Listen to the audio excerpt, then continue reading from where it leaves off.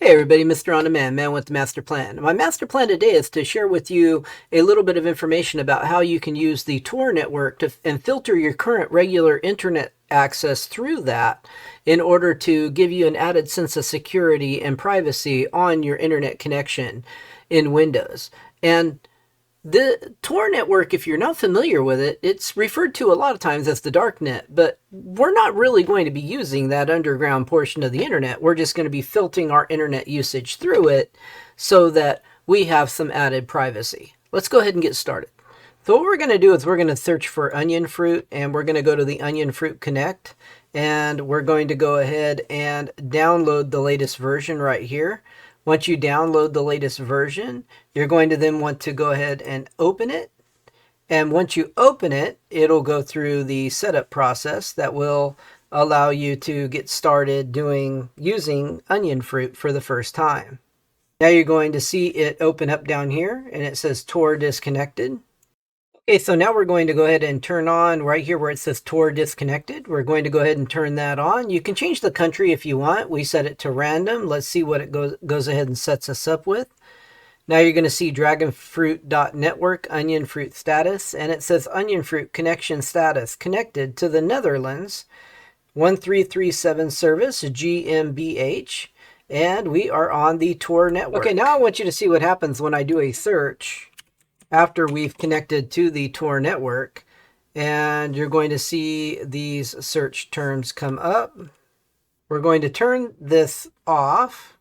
Now it says United States Frontier Communications. That's where I'm at. Let's go back to Google search. Now I want you to see the difference here. NDTV, okay? Here we've got PBS, New York Times, BBC, The Washington Post. These are the US listings, and then we get other listings under Tor. Now let's turn it back on, and let's let it get a random let's get a random country again. And it's connecting. Now it says Netherlands.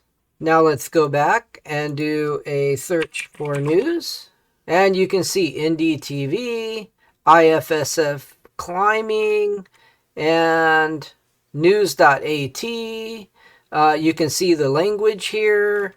So news.orf. So it indeed thinks we are in the Netherlands, and it's showing us news results corresponding to that as well, instead of showing us news results like this. That would be if we were in the United States. So it definitely changes. Now what we can do also is we can turn it off, and when we turn it back on, we can select the country.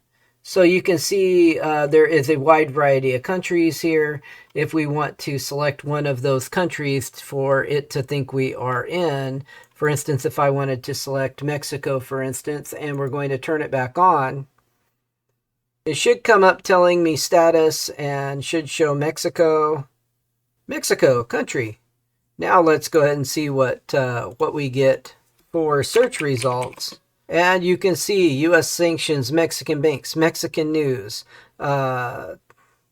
Texas Tribune, AF.mil. So there is definitely a difference in news that is coming through near Mexico City, local news.